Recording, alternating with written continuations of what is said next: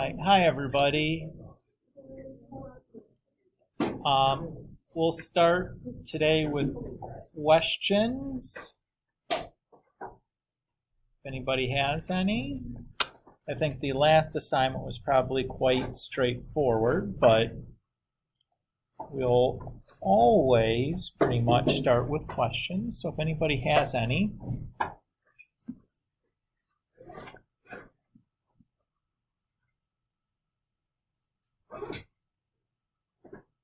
Mia? Sure.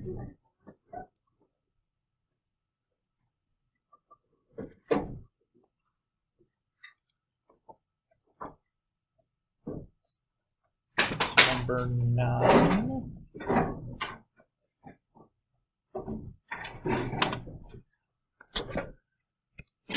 So this reads, the local amusement park is a popular field trip destination. This year, the senior class of high school A and the senior class at high school B both planned trips there. The senior class at high school A rented and filled 16 vans, 8 buses with 752 students. High school B rented and filled 5 vans and 5 buses with 380 students. Each van and each bus carried the same number of students. How many students can a van carry, and how many students can a bus carry? So I'm going to use V for the number of students per van, and B for the number of students per bus. So the first situation with high school A, we'll say that 16A plus 8B is equal to 752. And with high school B, we'll say that 5A, I don't know why I put A there, I meant V, plus 5B is equal to 380. Is that the system you came up with? Okay. So to solve this system, which one did you do, substitution or elimination? Okay, and what did you do, or which variable did we eliminate? B, and you did that by probably doing -5 times A and 8 times B. So let's see, 16 times 5 is 80, and 5 times 8 is 40, and 5 times 7, 52. Not doing that in my head right now. I have too big of a headache. You know? I could, I just don't want to.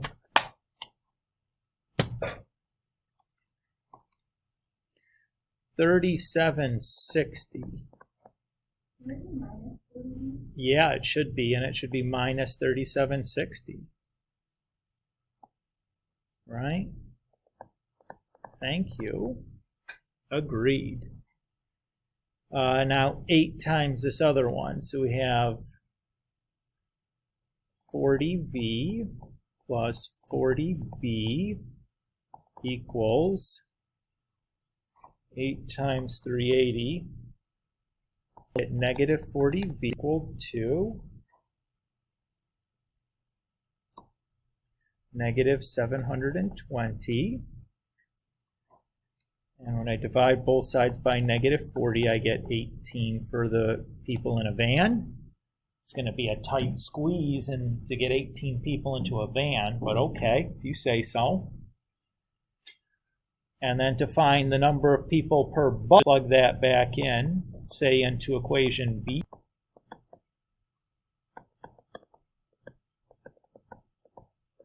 So 5 times 18 is 90.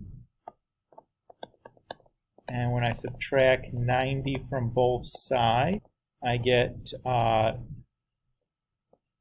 290. And when I divide that by 5, I get 58.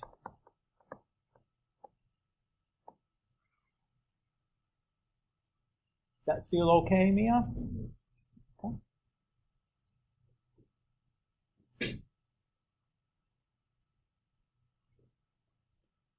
Anybody else with questions? Oh no. Jane? Okay, good. Number 7. This one. Okay. So it's 580 miles to Ankara. Not sure where that is. Oh. Well, no hesitation there. That's impressive. And back. Why did you know that?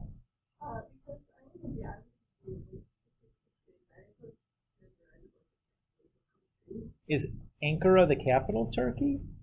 It's not Istanbul? That's surprising. Okay.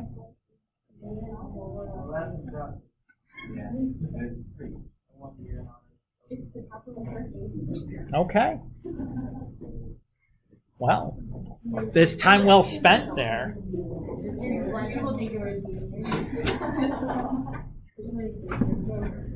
All right. Returning, a plane traveled 580 miles to Ankara and back. The trip there was with the wind. It took 5 hours. The trip back was into the wind. The trip back took 10 hours.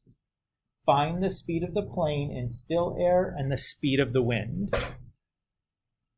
So I'll use P for the plane speed. And I'll use W for the wind speed. And the idea here is that I know distance is equal to rate times time. That's like an algebra 1 equation or whatever. So the distance here is going to be 290 because it's 580 with the wind and then 500, or I'm sorry, it's 580, but that's one way with the wind and one way without it. So it's the 290.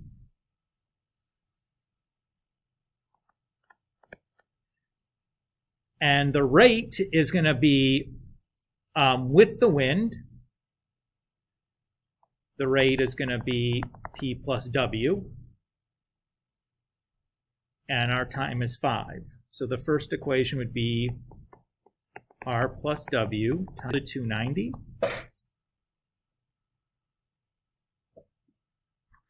And then the second part of the trip was into the wind. So the rate there is going to be R minus W. And that took 10 to still go 290 miles. That's a heck of a wind or a really slow plane, one or the other. Oh, yeah. Those are P's. Thank you. Jane, does that feel okay? Yeah. So remembering this was super helpful if you had forgotten that. And I think that's usually an Algebra 1 thing that you talk about. But that's like, if I'm going 50 miles per hour for 10 hours, how far did I go? Well, you do 50 times 10, right? 500. So it's the same idea there. Okay with that? Maddie. Solve number 2? Sure. I don't remember what the system was, but we did it yesterday. I remember that. Didn't we? I thought we did.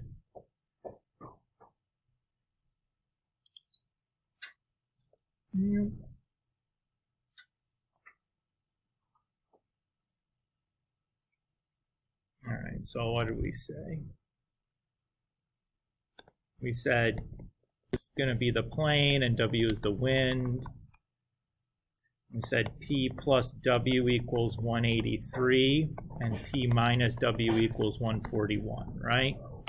That's what we set up yesterday. You agree? Okay, I would do this by elimination because I don't have much to do other than add the two equations together because the wind speed will just cancel right out for me. So that's going to be 324. Hi. What's up, dude? Sydney Myers. You have to get out of jail free card here today. Uh-oh.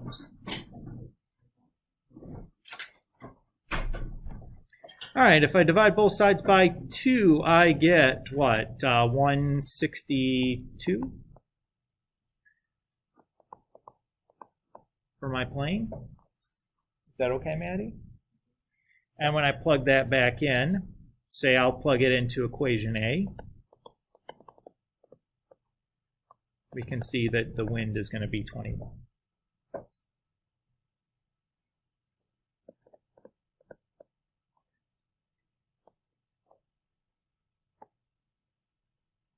Cool?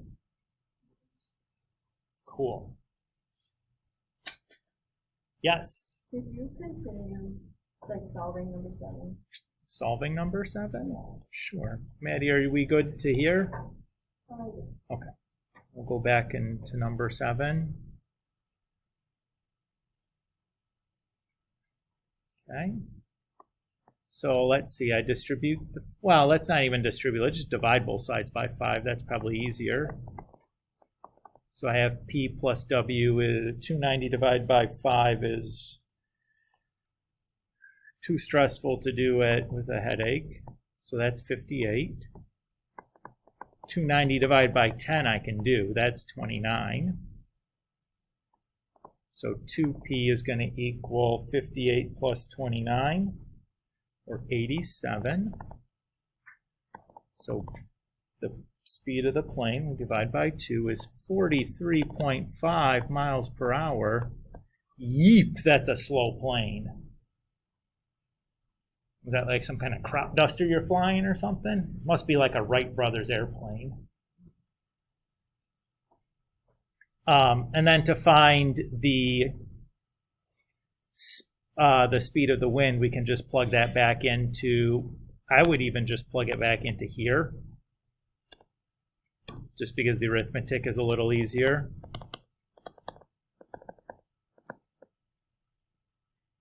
So when I subtract 43.5 from 58, I get 14.5, which is a pretty wimpy wind, but when your plane's going easily 43 miles an hour, I guess that's what we get. Does that feel okay? Yeah. You're welcome. And there would have been nothing wrong with like distributing all that stuff through and then solving. It just, I looked at it, I'm like, oh, this will be easier just to divide it right away. You know? Because it's the same thing as multiplying by 1/5 or multiplying by 1/10 is dividing by 5 or dividing by 10. It just felt arithmetically wise easier. But you could have multiplied it all through and then eliminated. Okay?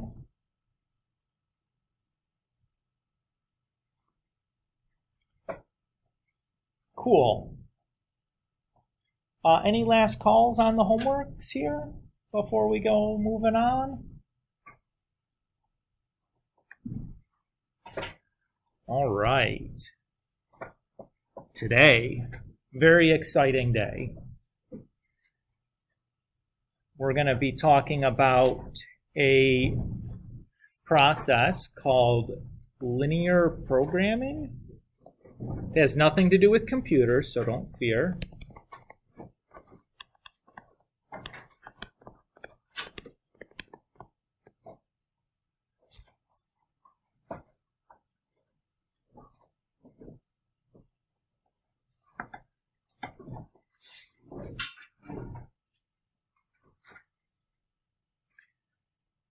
And the idea here in linear programming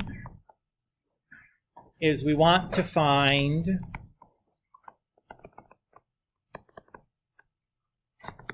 the optimal way to do something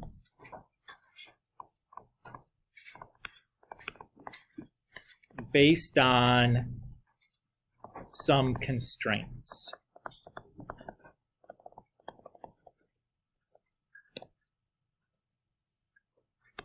Now, when we say constraints, usually what we talk about, or what we're talking about, are some inequalities.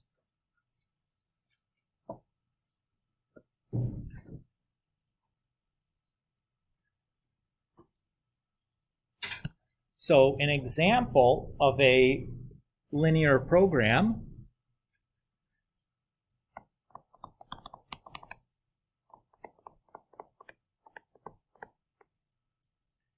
is we're going to have some kind of cost function.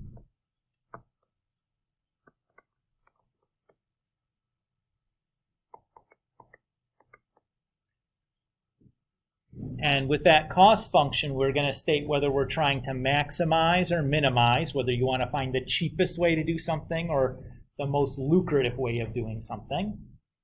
So let's say, for example, this was a max.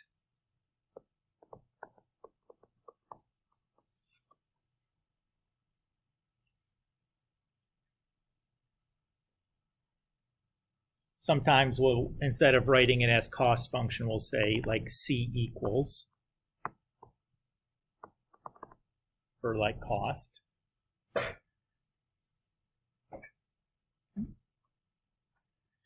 And then we'll have our constraints.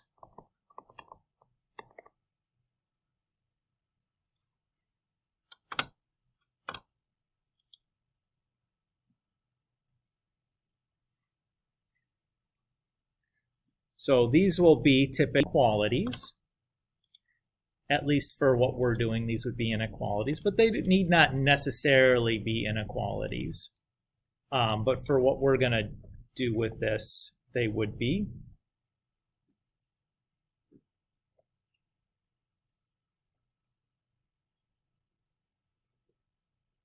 So you could have something like 4x plus 2y is less than 8. And then maybe you have another one like 10x minus 2y is greater than 20.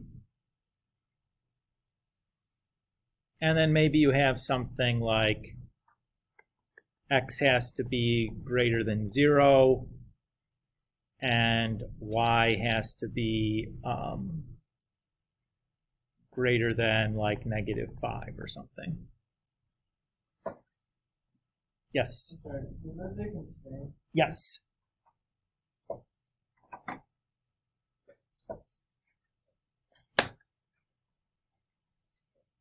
Just check real quick to make sure this example is not going to be silly.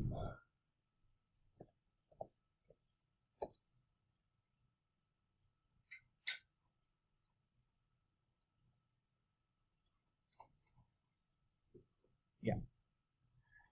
Okay. Is everybody okay with that idea? So that's an example of what a linear program might look like. So you'll just have a cost function and several constraints. And then our job is going to be to find the value that satisfies all the constraints. So the ordered pair, in this case an x and a y, that satisfies all the constraints and maximizes this cost function.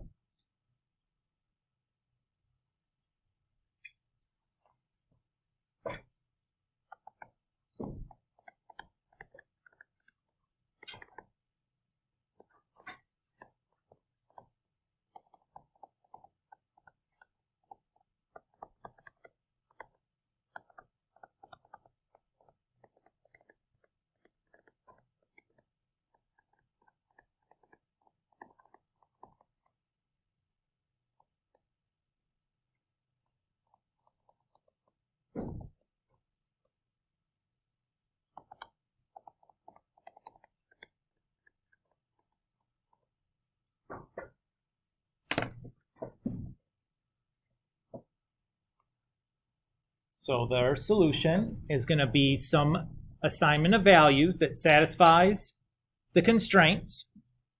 So it's in our case of this example up above, it's an x and y that satisfies all of these inequalities. And it would be, of all the points that satisfy all the inequalities, it's the one that gives us the biggest value when we plug it back into the cost function. Everybody okay with that idea? So let's look at the x and y's that are going to satisfy these inequalities.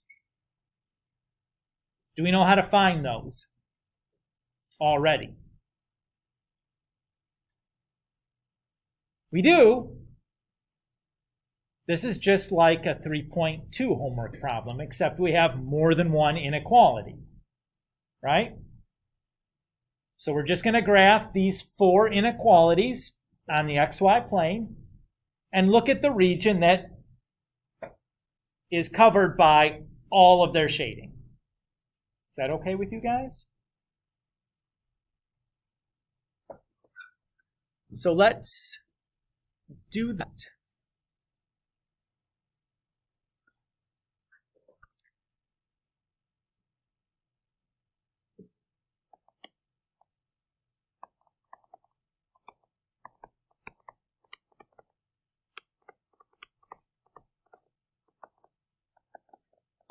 So that region of values that satisfy the constraints is called the convex hull.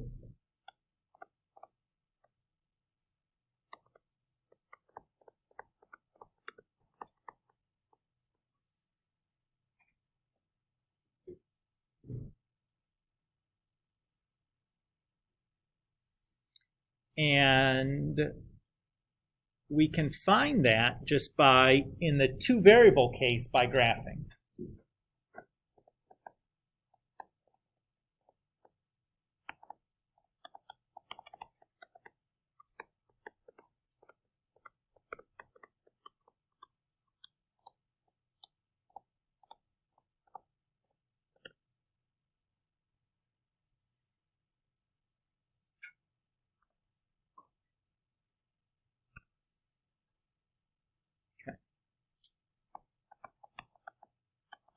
So if I want to graph this inequality, the first thing I did was I rewrote it so that the y would be by itself.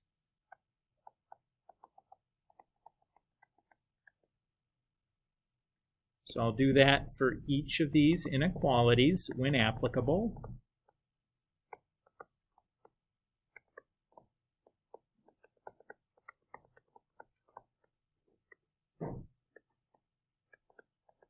Oops.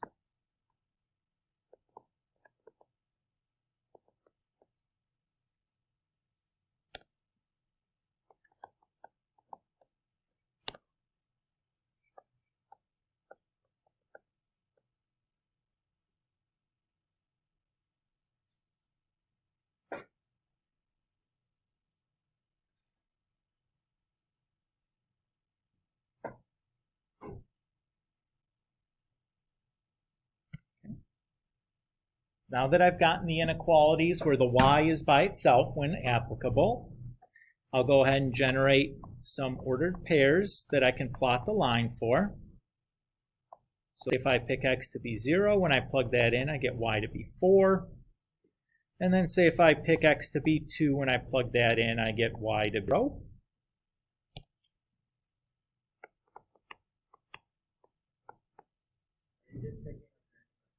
Yeah, there's no real rhyme or reason. So if I pick x to be 0, y is negative 2. If I pick x to be 1, y will be 3.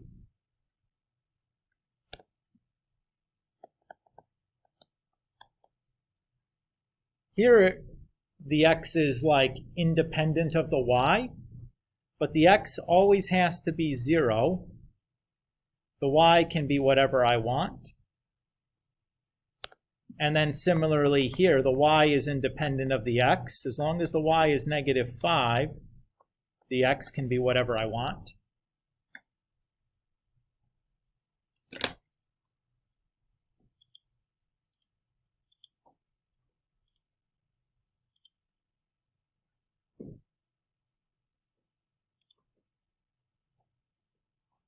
So now I'm ready to plot this.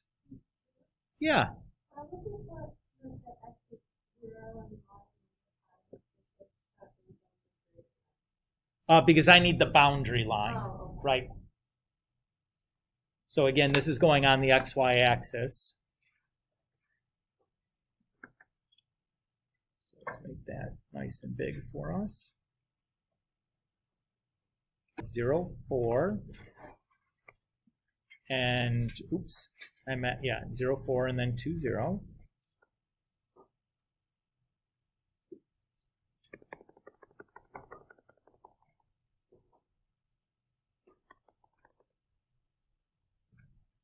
So there's my red line. And 0, negative 2. And then 1, 3.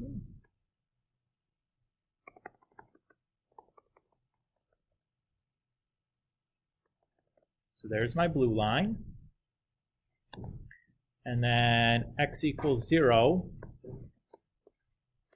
is just the y-axis.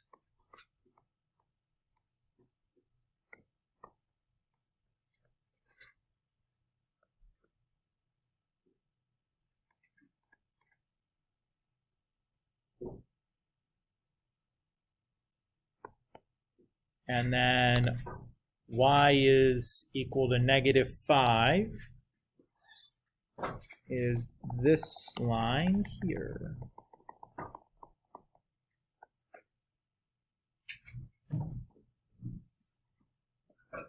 Everybody okay? Oh boy, that didn't turn out very well at all. Maybe if we zoom in a little bit more, that'll be a little... Still didn't get a lot of color there for you guys. I'm sorry about that.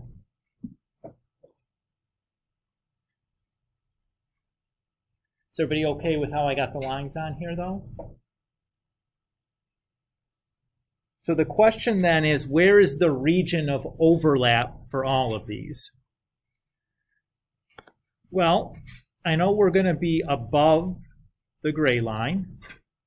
So I'll put like a little arrow pointing up. We're going to be to the right of my green line, so I'll draw a little arrow pointing to the right. We're going to be below the blue line, so I'll draw a little arrow pointing down, and below the red line, so draw a little arrow pointing down. So my region that satisfies all of these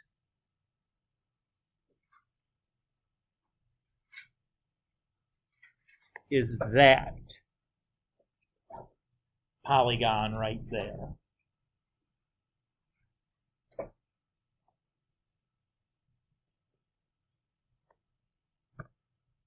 So this is our convex hull. So that's the set of points that's going to satisfy all the constraints.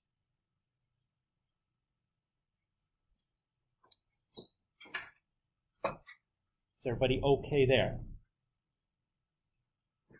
Right? So how many points are in there? Infinitely many. Can we check them all? No. So there has to be some other piece to this that Mr. Kulik hasn't told us yet, because I can't check infinitely many things. My life is not that long. So here's the missing piece, or the missing ingredient.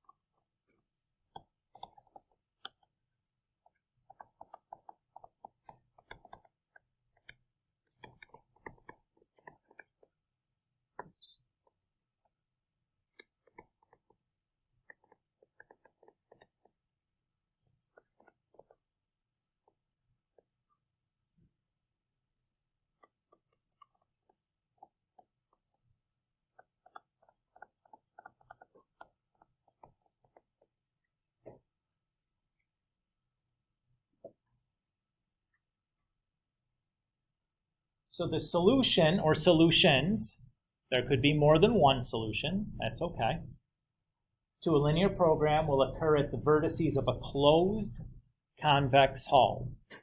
What do I mean by closed?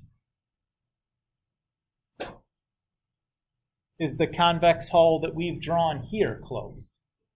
Yes, right? Because the shaded region is enclosed on all sides by a constraint. So for example, if we're missing that y had to be greater than -5, that would be not closed anymore because it'll go, the convex hull goes down forever, right? Everybody okay with that? In that situation, that's still okay. We're still primarily going to focus on the vertices, but we have one more check to do if, say, something is, like infinite values or whatever, but that's not too big of a deal.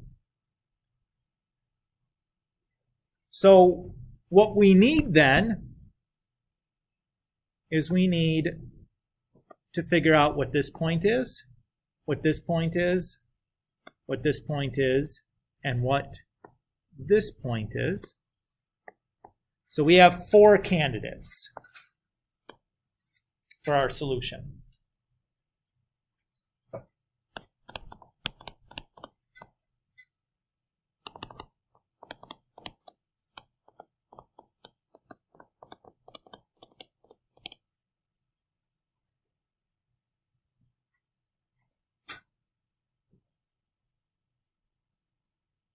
Is everybody okay with that? Those are just the 4 vertices for that polygon. Sydney, you're making some faces. What's your question?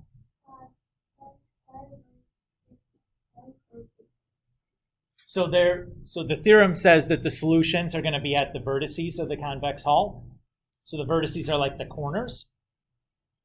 So those are the corners. We're not going to prove why they are always going to be at the corners. That's far beyond the scope of a class like this. You'll just have to take that as that I'm not lying to you. Okay? It's actually that's like a graduate mathematics question of why just the corners. Can you do it? Can I do it?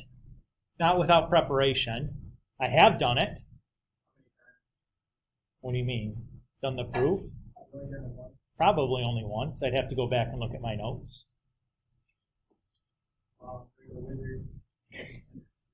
Yes, go look at consult my spell book here.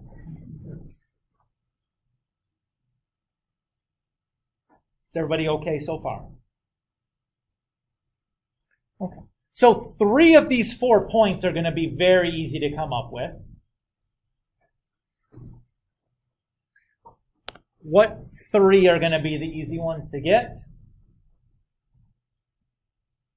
Well, the ones that are intersecting the horizontal or vertical lines, right? Those are going to be pretty trivially easy to come up with.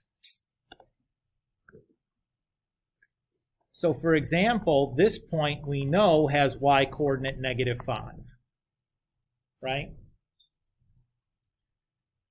This point we know already it is the point 0, -5, because it's on the vertical line whose x-coordinate is 0, and it's on the horizontal line whose y-coordinate is -5. That point we know already for sure. This point here we know has x-coordinate 0. And we can find the other y-coordinate for that point and x-coordinate for the first point relatively easily. So to find this x-coordinate, what we're going to do is we're going to take our equation for the red line and plug -5 in for y and solve for x. So our equation for the red line was y equals -2x plus 4. So -5 equals -2x plus 4. So when I solve, I get x is equal to 4.5.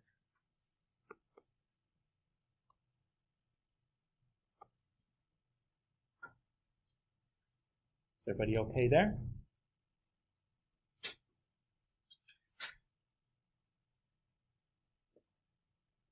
Now for the blue line, I'm going to look at the equation for the blue line to figure out the y-coordinate here. So that is y equals 5x minus 2. But instead of x, we know the x is 0. So we get that y is equal to 5x minus 2. So we know that y equals minus 2. So that's the y-coordinate for that one. Is everybody okay with how I did that?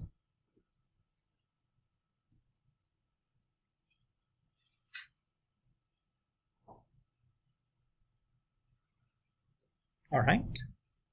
And the last point we need to find is this one, which is just going to be the solution to the system with the blue line and the red line.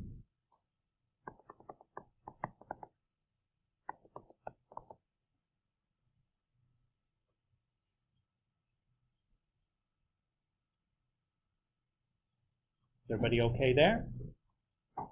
So this system I'm going to solve by substitution.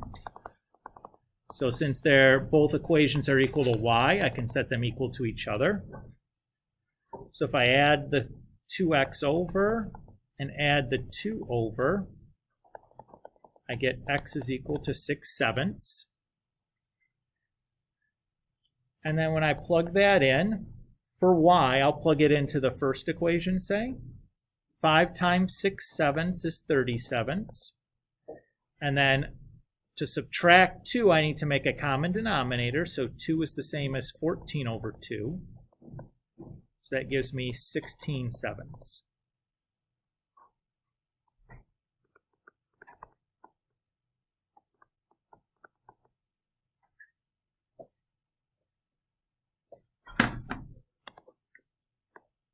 So I have my 4 candidates now identified.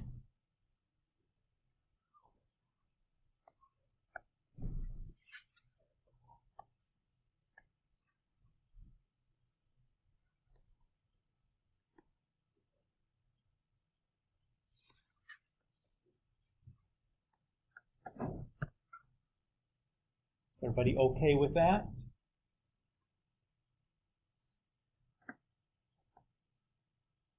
All right.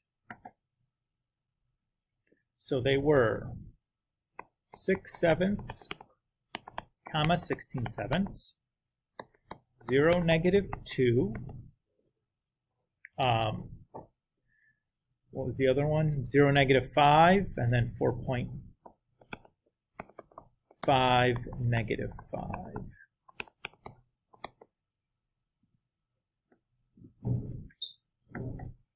And now I'm going to just use the cost function. That was 4x, nope, where was it? 3x plus 5y.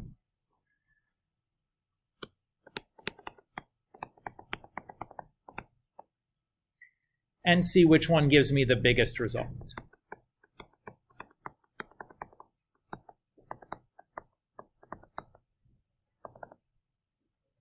So that gives me 18/7 plus 80/7, so 98/7. That gives me -10.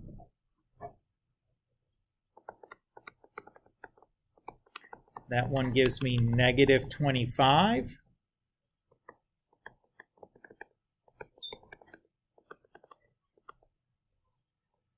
And 4.5 times 3 is 13.5. Minus 25 gives me -11.5.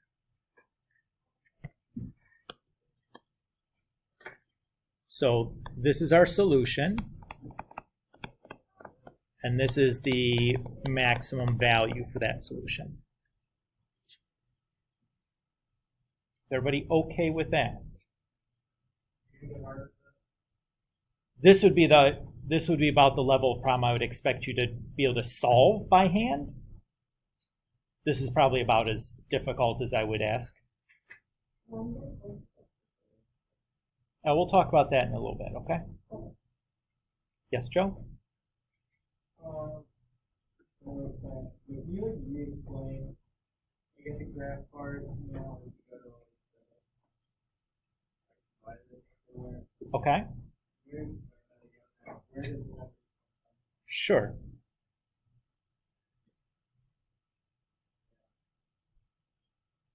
So this point here is on the vertical line. So I know its x coordinate is 0 because the vertical line is y or is x equals 0. So you're just finding like Okay. To find its y coordinate then is I know this point is also on the blue line. So I went to the blue line equation and plugged 0 in for x and found the corresponding y value, which was -2. Is that okay? I then I went to this point, which is on both the vertical line and the horizontal line. So since it's on the vertical line, I know the x coordinate is 0. And because it's on the horizontal line, the y coordinate is -5. Is that okay? And then I went to this point, and it's on the horizontal line, so its y coordinate is -5. To find its x coordinate, I observed that it was also on the red line. So I plugged -5 in for y on the red line and solved for the corresponding x. So are you using like the line, their x,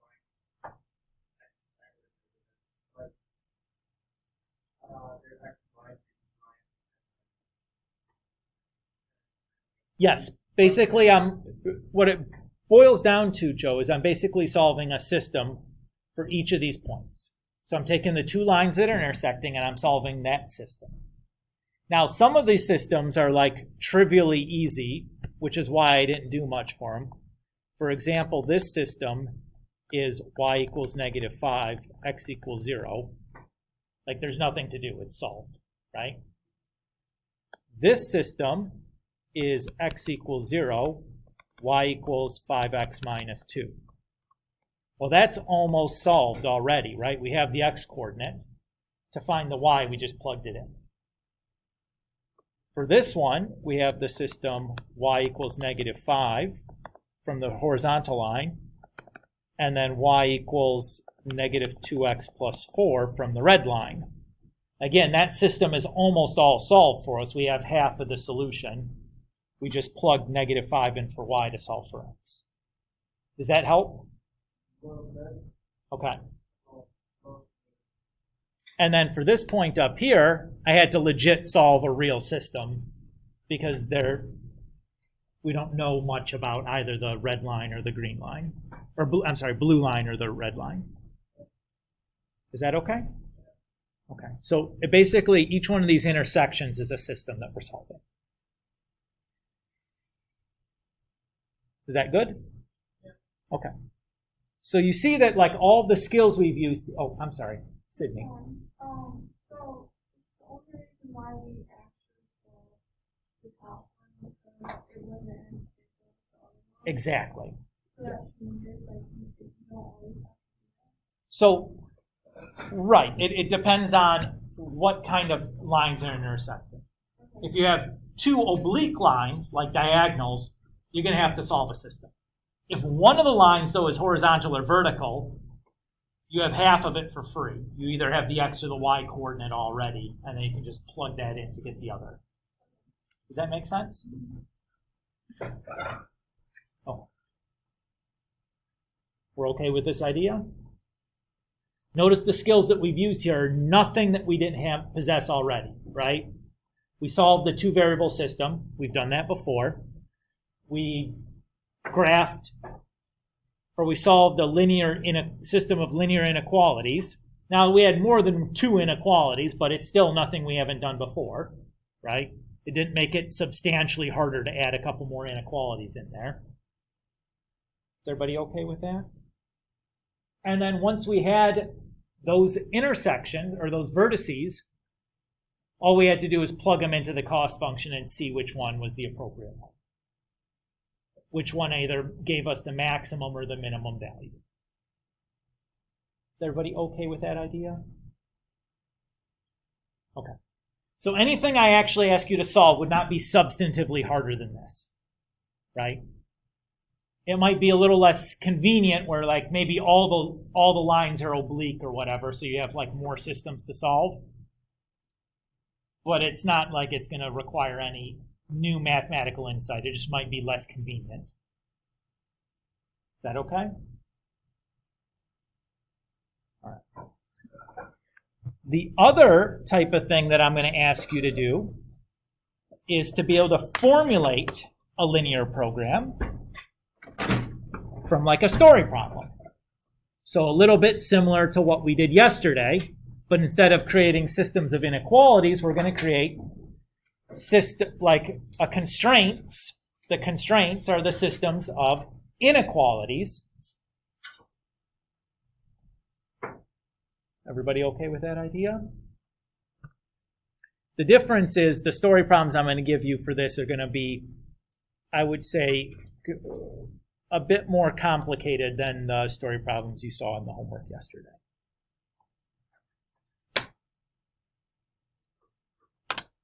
So let's actually do this. We'll kind of do this together.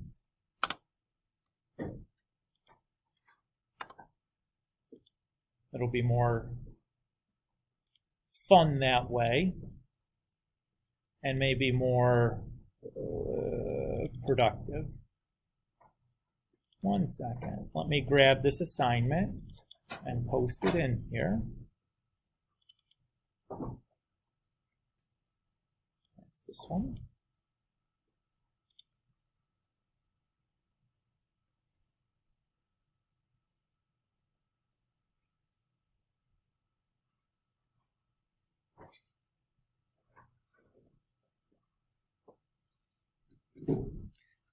So what I'm going to post in here right now is the homework 7, which is the assignment concerning this. So here we have an example of a linear program to solve, just like we did here together. So that shouldn't be substantively different. Here's another one. This one just is a bigger pain in the butt because all the lines are oblique instead of being horizontal or vertical. But after you draw the graph, it'll be clear as to what's going on. These are the problems that I want to do one or two of these together. So this is like a story problem here.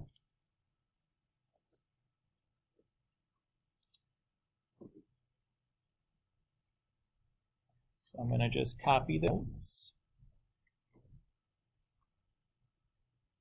We'll do at least one or two of these together. I think there's only 3 in there total.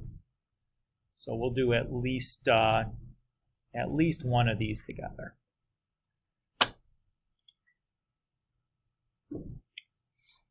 Now, there's like a whole branch of mathematics that's really kind of devoted to these kinds of problems. And like a whole like set of careers where solving these kind of problems is basically what you're doing as your job. So like those sort of things are called like industrial engineering, or if you're doing like operations management, like those are the kind of jobs titles that are doing this kind of work, where the idea is like you're setting up some kind of industrial process to do it in the most efficient way possible. Which is like a real job. Like this is jobs that people have that are desirable to have, that are based on doing these kinds of mathematics in the real world. And it's not often in a high school math classroom we can do something that it feels this kind of real worldy. Like you can imagine this being someone's actual job and this being an important job because it would save corporations potentially millions or hundreds of millions of dollars, depending on how efficiently you're able to modify like an assembly process. So this is, if you're interested in engineering at all, this is, I think, would be quite interesting, as these are real, like, engineering problems. Okay. So the first one here says a car company needs to determine how many hours per day they utilize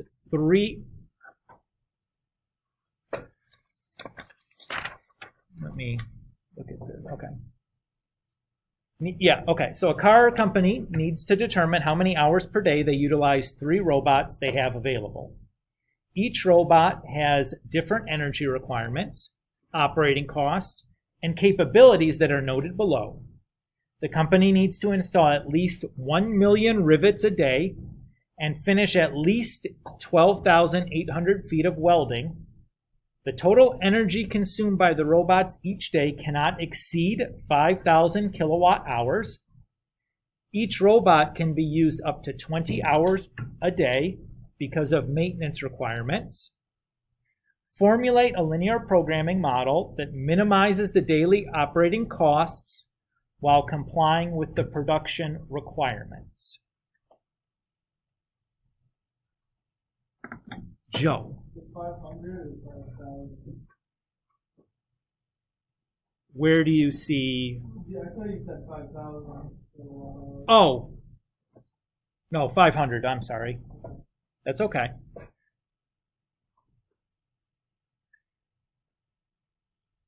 All right.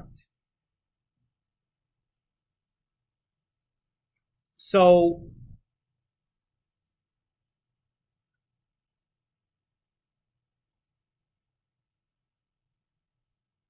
we have 2 things that we need to do. We need to formulate a cost function, and we need to formulate all of our constraints involved or described here in this problem. Before I would do either one of those, though, is I would determine how many variables we have. So what is going to be the variables in this problem?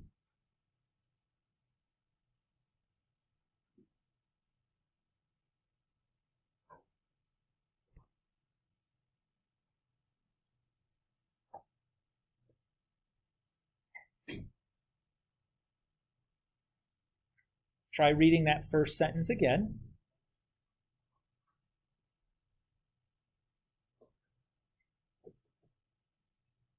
Sydney. Okay, the amount of hours is close. The amount of hours doing what? Maddie, you want to jump in and help? Okay, so the operating cost is what we're trying, that's going to be our cost function. That's what we're trying to max or min. Sydney?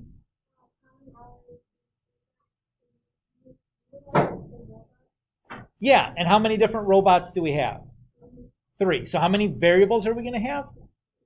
3. We're going to have the hours in operation for robot 1, robot 2, and robot 3. Everybody's okay with that? I'm going to call that R1, R2, and R3.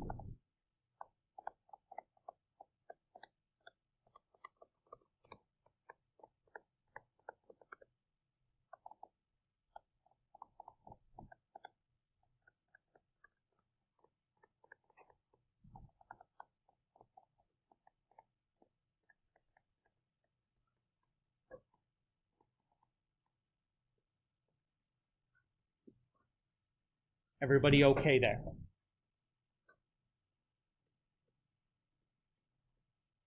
So these are our variables.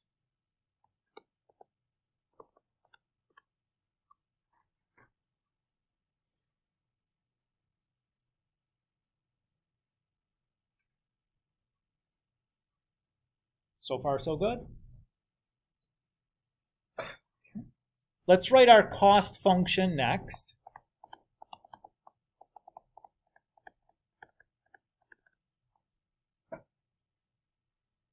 And Maddie, you had identified that earlier, right? What is the cost function here? It would be the operating cost. Good, the daily operating costs, exactly. And are we supposed to maximize this or minimize this? Yeah. Good. So we want to minimize the daily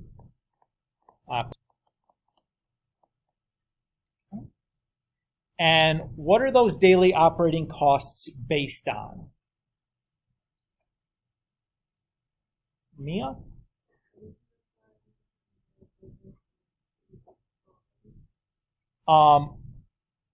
Not quite. Joe? Yeah, it's how long we're operating each robot, right? Operating each robot costs some money to use it. So our cost function then is going to be what? C equals, so it costs $100 an hour to operate robot 1, right? And $120 per hour for robot 2 and $10 per hour for robot 3. So how would I write this cost function?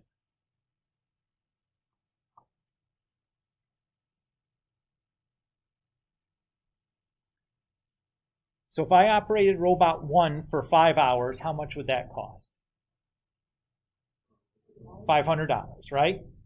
So we'll say part of my cost is going to be 100 times R1, which is the amount of time we're operating robot 1. Does everybody agree with that?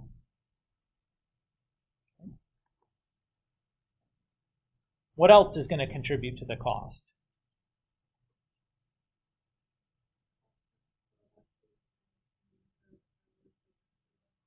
Yeah, so 120 times R2. Do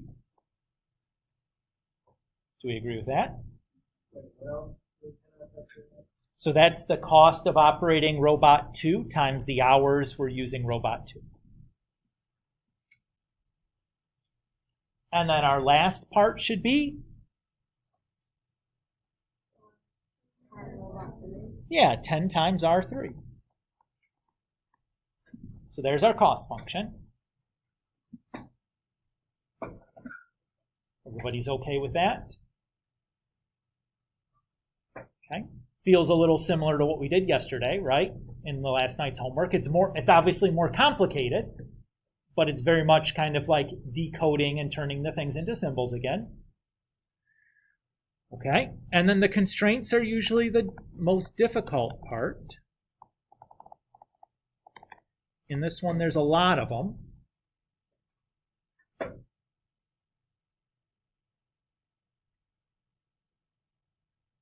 Okay.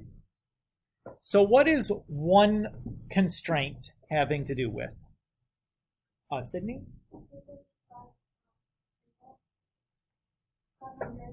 Okay. Yeah. The total energy expenditure cannot exceed 500 kilowatt hours. Okay.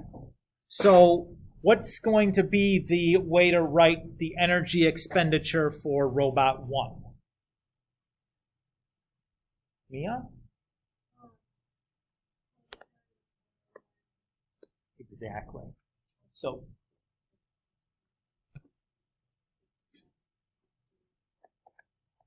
okay.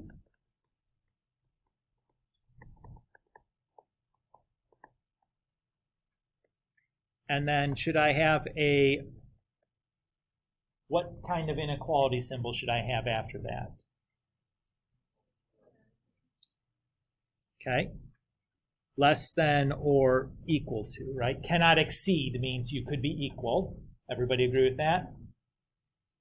Okay. And then 500, right? Now, I would say there's an unwritten constraint that I would also apply to this. So kilowatt hours are measuring what kind of unit? Or I'm sorry, kilowatt hour, like what are we measuring here? Energy consumption, right? So clearly it has to be less than 500. Does it have to be greater than anything? Yeah, it has to be greater than or equal to 0, right? You can't have negative energy expenditure, right? Somehow these robots can't be putting energy back into the power plant. So let's also do that. Is everybody okay? So I just tacked on you could write it as a whole separate constraint, or you could just write it as a double-sided inequality. Either is okay with me. So you could have also wrote that, like,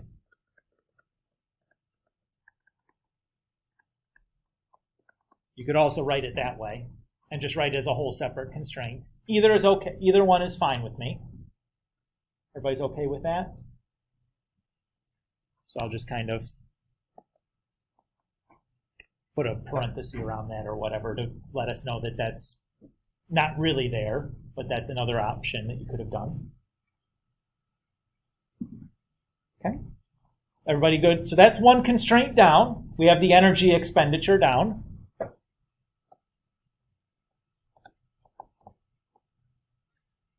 So the energy use constraint is taken care of. What other constraint do we have?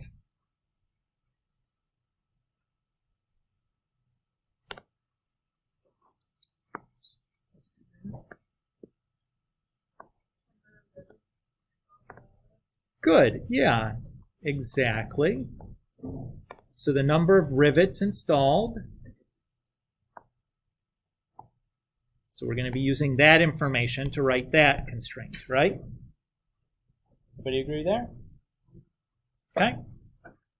So how would we write that constraint?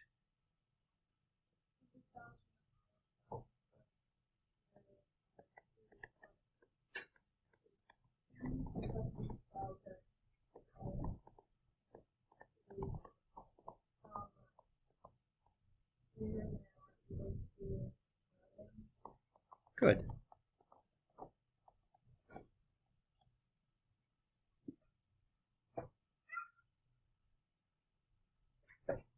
And again, is there like an unwritten constraint on this also?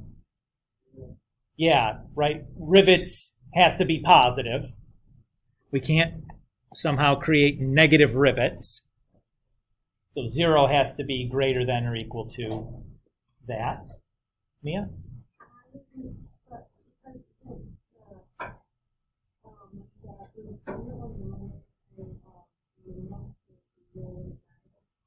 Oh, sure. Good. Absolutely. Thanks. Great point.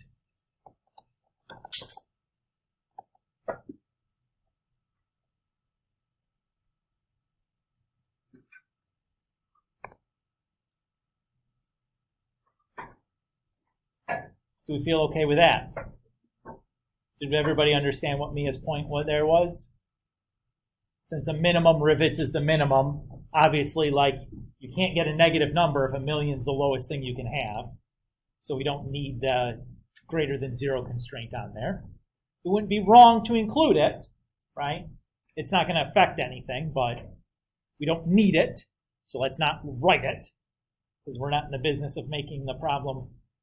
Adding constraints adds difficulty. You want to make it as simple as you can.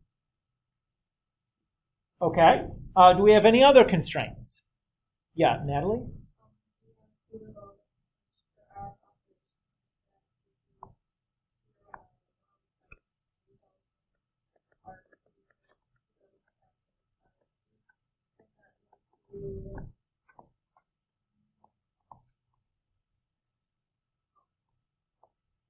Greater than, I think that's the number there. Perfect.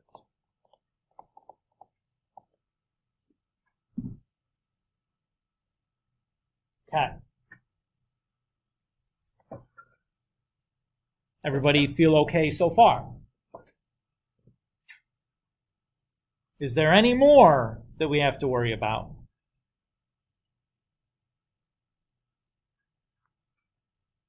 Ooh.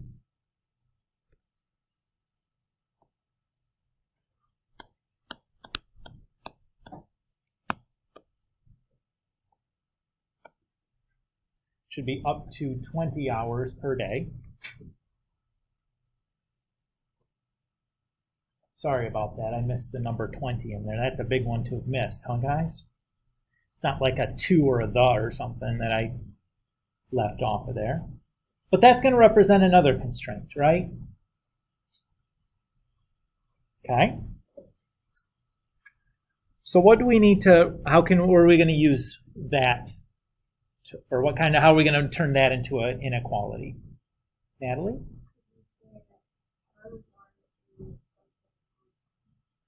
Good. So that's certainly that R1 can't be used more than 20 hours a day. What, though, are we also implying when we write that? Well, it could be negative, right? And still satisfy that constraint. Do we want hours of operation to be able to be negative? No, right? So we'd want to do something like that, probably. Everybody agree there? So that now strictly makes 0 the minimum amount that we could use a machine, which makes sense, right? We don't want negative machine usage. I don't know what that would even look like.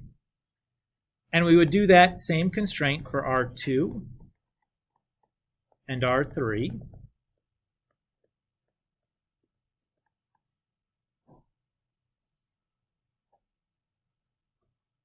And was there anything else in here? I don't think so. I think that does it, right? I just left it out of the problem. So it was supposed to say each robot can be used up to 20 hours a day because of maintenance requirements. So you can't run the robot all day long because somebody has to come in and like oil the machine or whatever, or like change parts to it or whatever.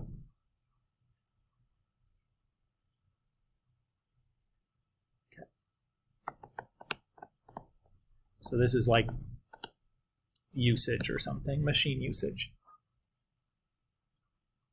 Or maybe we call it maintenance. That's probably the better way to call that.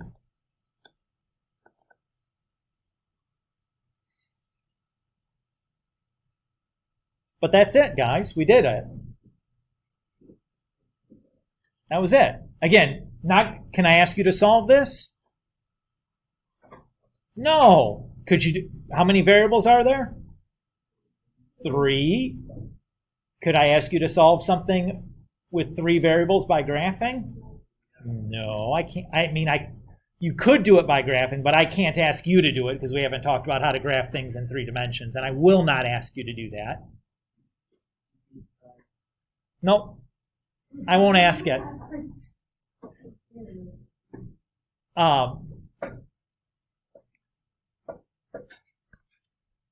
Does that feel okay? How much time do we have left? 10 minutes? Well, let's do this then. Let's look at the next one, and we'll just do as much of this one as we can. Okay, so we'll get this started together. I think there's just 3 of these in the homework set. Yeah, so this piece that's maybe like the least familiar, we're already a third done with. Yay! All right. We need to determine a feed mix for a catfish farm. The total weight of the mix needs to be exactly 100 kilograms. The total protein in the mix should be at least 30 kilograms. And the total digestible energy should be at least 250 meal. The amount of calcium should be at least 0.5 kilogram and at most 8 kilogram. Furthermore, the amount of fish meal should be at least 8 kilograms, and the amount of rice bran should be no more than 20 kilograms. The costs, protein content, digestible energy, and calcium content for the possible ingredients in the mix are included in the following table. Note that the protein and calcium contents in the table are in percentage, and the requirements of protein and calcium content are in the mix are in kilograms. Formulate a linear programming model that can be used to satisfy the catfish feed mix requirements at the minimum cost. FYI, this sounds like who the heck cares problem.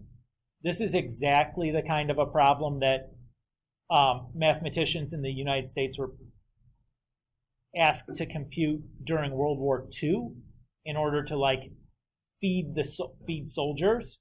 So you're given like their daily nutritional requirements and how many of those requirements each food type had, and they were tasked with like putting together the lowest cost army rations that would still feed the soldier, get the soldiers the proper nutrition.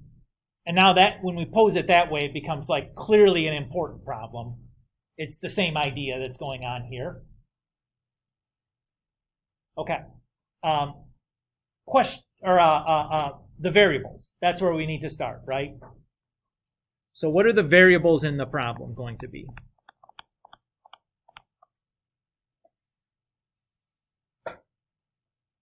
Mia. Good. So the variables are going to be the amount of each ingredient. So like I'm going to use M for the kilograms of maize. I'll use F for the kilograms of fish meal. S for the kilograms of soy meal. R for the kilograms of rice meal.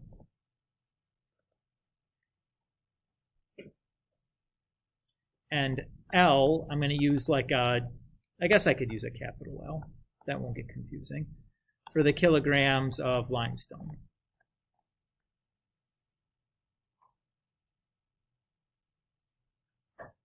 Everybody okay with that?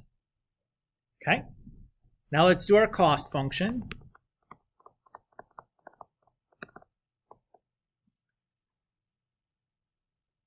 What is our cost function seeking to do here?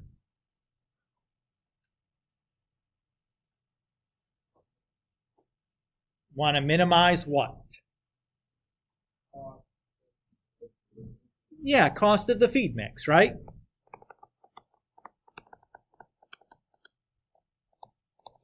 Okay.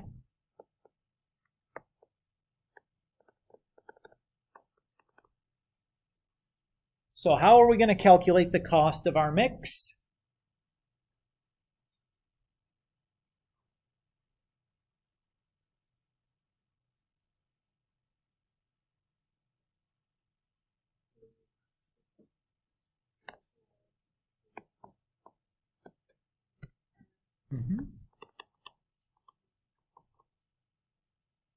And then so on and so forth, right? 8 times F, 6 times S, 2 times R, and 0.4 times L. Does that feel okay there? All right. So we're moving here. Constraints. What's one constraint that we have here?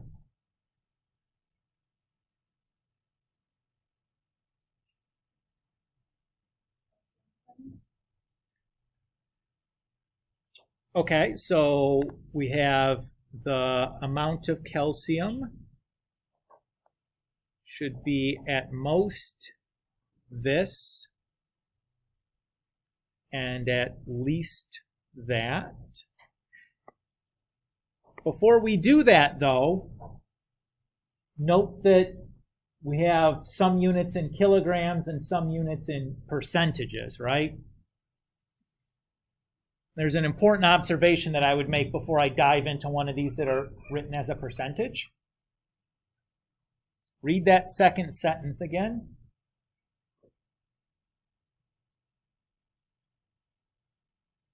It says the total weight of the mix needs to be exactly 100 kilograms, right? Okay. So how would I write that as a constraint?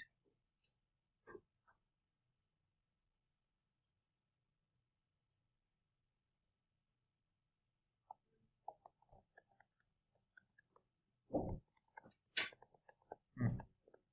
100 was the number. Everybody's okay with that?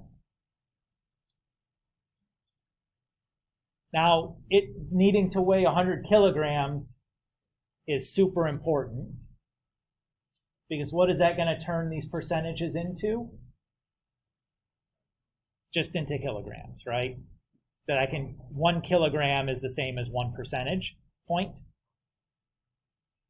right? If 1% of our mix is calcium, then we have 1 kilogram of calcium, right?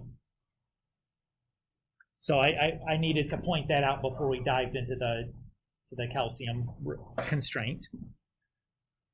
But we can now write that calcium constraint. So it was 0.5 is less than or equal to.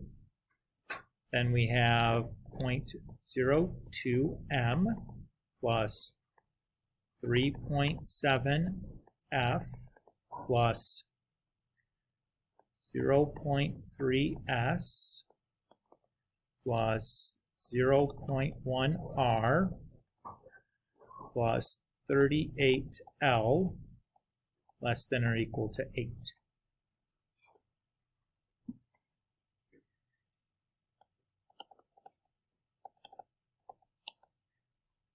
That's our calcium constraint. And I think that, are we out of time here? I think we're out of time. So you need to finish this one up for us, and then the rest of this for next time, okay?